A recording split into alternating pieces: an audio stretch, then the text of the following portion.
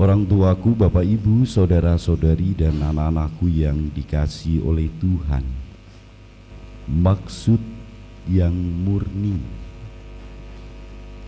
itu yang selalu diharapkan setiap kali kita menjalin relasi dengan orang lain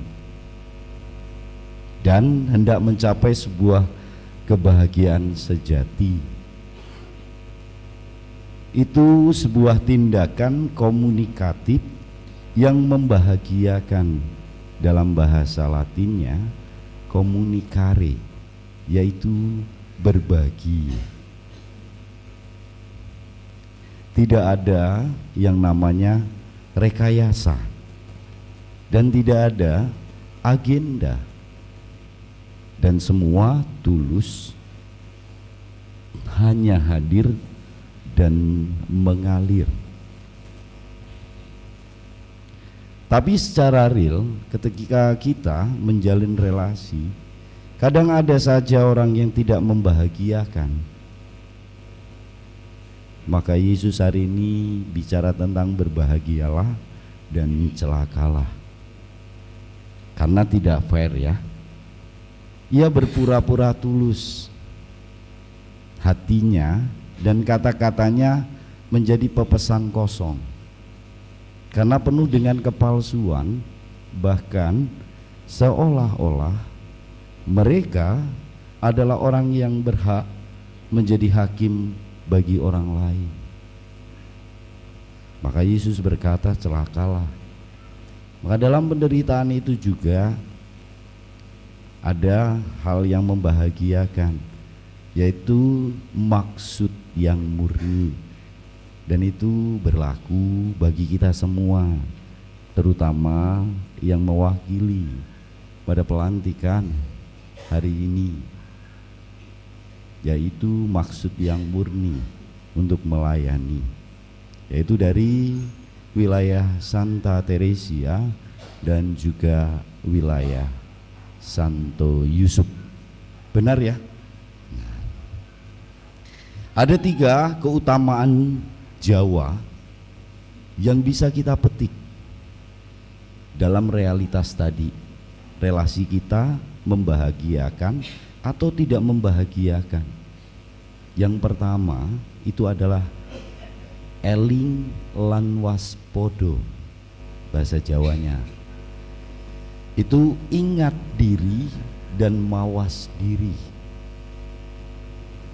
dalam menjalin relasi, karena Yesus sendiri mengatakan jangan menjadi serigala berbulu domba. Di depan kita berpura-pura baik, tapi ternyata di belakang kita malah ngerasani. Tahu yang ngerasani? Ngerasani, ngomongin ya.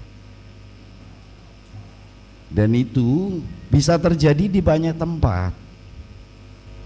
Bisa di tempat kerja, bisa juga di dalam gereja.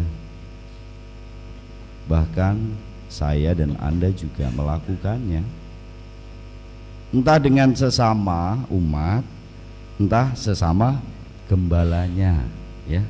Itu bisa terjadi Bapak Ibu saudara-saudariku.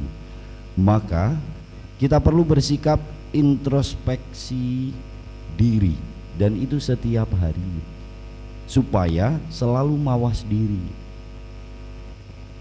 eling lan waspada, ingat dan juga mawas diri dalam relasi kita, agar apa? Kebahagiaan sejati dan bukan ketidakbahagiaan. Yang kedua adalah alon-alon waton ke lakon. Saya tanya dari Santo Yusuf ini, tahu alon-alon waton ke lakon? Tahu ya. Kalau naik motor pelan-pelan, jangan tergesa-gesa ya. Dan itu bisa dijalani perlahan dan jangan tergesa. Dalam mengambil banyak keputusan, semuanya mesti dilihat dengan arif dan juga tidak terburu-buru ada sikap kehati-hatian dalam menjalin relasi. Agar apa? Kebahagiaan lagi, dan bukan yang kita cari ketidakbahagiaan. Dengan kata lain, Bapak Ibu saudara-saudariku, kita perlu bersikap reflektif, diam, tidak larut hanyut dalam emosi dan rasa perasaan sesaat yang bergejolak karena atas dasar suka dan tidak suka. Makanya harus ada reflektif. Dan itu kita perlu punya kepekaan nurani dan dalam menjalani relasi. Dua hal pesannya Romo, ya. Eling lan waspodo dalam pelayanan. Juga alon-alon waton kelakon. Semuanya pelan-pelan dan pasti terwujud. Dan yang terakhir nih pesannya, ojo dumeh. Kita diharapkan untuk hidup sederhana, tidak suka pamer, bahkan tampil wah. Karena kadang kita bisa menimbulkan keiri hatian orang lain. Itu yang tidak suka, ya. Kalau yang suka mah biasa saja biasanya. Di sini kita perlu menjadi orang yang integratif, yang utuh dan seimbang, tidak terpengaruh menjadi diri sendiri, tidak sibuk pada tampilan luarnya, tapi sungguh benar-benar memiliki inner power, atau kalau yang untuk saudariku wanita dan perempuan ini adalah inner beauty, bahwa sungguh-sungguh itu keluar dari dirinya sendiri, yang muncul dari kedalaman hati, yang benar-benar tulus dan sejati. Maka pesannya adalah think before speak, berpikir sebelum berkata. Tiga hal itu yang menjadi pesan yang sesuai bacaan Injil hari ini, sabda bahagia, bukan sabda sengsara, ya. Relasi kita dan juga ketika menjalin relasi dalam pelayanan kita, eling lan waspodo, ingat dan mawas diri. Alon-alon asal kelakon, karena jadi pengurus yang baru, pelan-pelan saja, semuanya pasti dilewati. Dan terakhir, ojo dumeh, ya. Ojo dumeh, hiduplah sederhana dan tidak wah di hadapan juga kepengurusan kita, dalam pelayanan kita juga. Maka Bapak Ibu saudara-saudariku, terkadang maksud yang baik pun belum tentu menjadi baik. Kadang dipikirnya tidak baik dan semoga menjadi baik. Maka Bapak Ibu saudara-saudariku, orang tuaku yang sakit, yang sudah lanjut usia, Romo akan bercerita, ya. Dengarkan baik-baik. Pada suatu hari ada imam dari Jawa, namanya itu Eko, ya. Itu bertugas di Papua. Dia baru saja 7 bulan di Papua. Lalu pagi-pagi benar,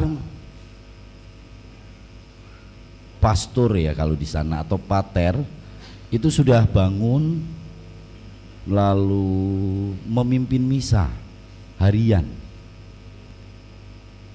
Saat itu ada anak kecil, anak Papua yang dari rumahnya lari menyampaikan kepada pastor ini atau pater. Dia mengetuk pintu pasturan, lalu dia juga mengatakan kepada pastor, "Pater, babi saya sakit," katanya, ya. Pater, itu adalah harta kami. Maka papa mama minta Pater untuk datang, untuk beri perminyakan, ya. Iya loh, beneran ini loh. Wah, siap kan? Pater Eko itu langsung ambil perminyakan,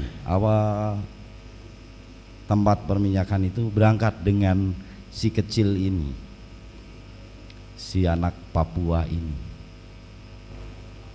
Sampai di rumahnya, di kandang itu, Romo itu bingung lihat memang babinya sedang tertidur lemas gitu ya, perutnya gede sekali, kayaknya sedang mengandung. Lalu Pater ini juga, saya mau doa apa ya, minta diperminyaki loh ya. Habis itu Pater itu mengajak papa mama dan anak itu berdoa, karena itu harta yang paling berharga ya di Papua itu, babi itu. Membuat tanda salib. Lalu doanya gimana? Babi iya, nek urip ya urepo, nek mati ya matiyo gitu. Amin. Ya, gitu. Tanda salib lagi. Terus dipegang babinya itu, terus pulang. Sudah malam berganti, besok pagi lagi. Anak itu, si Dul Kenyut itu datang lagi. Ya namanya, saya itu biasa namanya Dul Kenyut ya. Datang lagi ke pastoran, bukan ke romoan ya, ke pasturan. Jadi dia menyampaikan kepada ini, Pater Eko, saya bahagia sekali, karena mama papa juga bahagia. Weh, kenapa itu? Ternyata babi saya sehat. Iya loh, tenanan ini cerita beneran loh ini tuh. Iya. Waduh. Pater Eko itu ngelus dada ya. Wah, doanya bener apa ora itu katanya. Ya. Ya, gitu. Sudah, habis itu membawa makanan juga diserahkan, terus dimakan oleh Pater Eko itu atau Pastor Eko itu. Anak itu kembali lagi. Besoknya kakeknya itu sakit, ya. Wah, karena saat itu dia WA kepada Koster, ke Pak Andin waktu itu ya. Bapak Andin katanya ya, Pastor Eko adakah gitu? Saya mau minta doa lagi begitu. Karena pastornya sedang pertemuan Unio di Pelabuhan Ratu. Iya loh, semuanya romo-romo di Bogor pertemuan di Pelabuhan Ratu. Anak itu inisiatif. Dia datang ke rumah kakeknya itu. Terus dia minta sama papa mamanya. Dan saat itu mereka membuat tanda salib, ya, mau mendoakan seperti Pastor Eko tadi. Tenan loh ini loh, iyalah. Lalu doanya apa? Babi. Tenanan loh ya. Kan anak kecil itu dengan serius ya, dia ingat kata-kata itu karena babinya ini sembuh ya. Sambil babi nek urip ya uripo, nek mati ya matiyo, katanya gitu. Tapi dengan logat Papua ya. Itu lalu tanda salib. Setelah itu kan Pastor Eko ini sudah pulang ya, 2 hari itu. Anak ini datang lagi ke pasturan, lalu membawakan makanan ya di sana. Dia cerita lagi, Pater, Kemarin itu kakek sakit. Nah, saya hubungin Pak Andin, ternyata pater sedang pertemuan romo-romo katanya, pertemuan para pater. Lalu terus bagaimana? Terus dia cerita dengan bahagia, kakek saya sudah sehat lagi, sudah ke kebun, sudah cari makanan untuk babinya ya, yang tadi itu. Lalu dia cerita kepada pater, ketika kamu doa apa? Cerita, saya ikut pater ya. Doa yang mana? Yang itu loh pater, katanya. Babi nek urip ya uripo, nek mati ya mati yo, katanya. Amin. Terus kakek sembuh pater. Iya loh, bener ini. Setelah itu pater itu mengelus dada lagi dan tertawa, katanya. Ternyata anak ini tidak tahu artinya bahasa Jawa ya, tapi bukan soal kata-katanya, tapi memang doa kepada Tuhan. Dan pater itu akhirnya bercerita kepada Tulkenyut ini, ya, Tulkenyut, artinya kamu tahu tidak itu doanya? Tidak toh, tapi sembuh kakek babi saya, katanya ya. Ya, babi itu ya babi kalau mau hidup ya hidup, kalau mau mati ya mati. Dia tertawa dan dia lari langsung cerita ke papa mama, dan papa mama ternyata mereka juga tertawa. Bapak ibu saudara saudariku, mungkin maksud kita itu baik ya, dan juga diterima dengan baik, tapi kadang juga tidak. Maksud kita juga untuk orang tua kita yang sedang sakit dan yang juga lanjut usia ini diberi pengurapan orang sakit ya, bahwa kita juga harus memahami pengurapan orang sakit itu bukan untuk orang yang mau meninggal ya. Biasanya telepon sampai pagi, Romo ini minta perminyakan, oh iya siap gitu. Tapi pengurapan orang sakit itu bagi orang yang sedang sakit, bukan orang yang mau meninggal ya.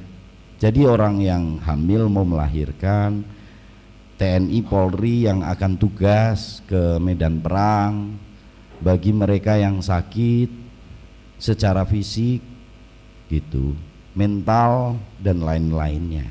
Maka saya meminta kepada umat saya, jangan takut untuk menerima pengurapan orang sakit, sakramen itu, karena memang bukan untuk orang mati, tapi bagi mereka yang merindukan dan juga memohon kepada Tuhan agar sembuh karena didoakan dan diurapi minyak pengurapan orang sakit.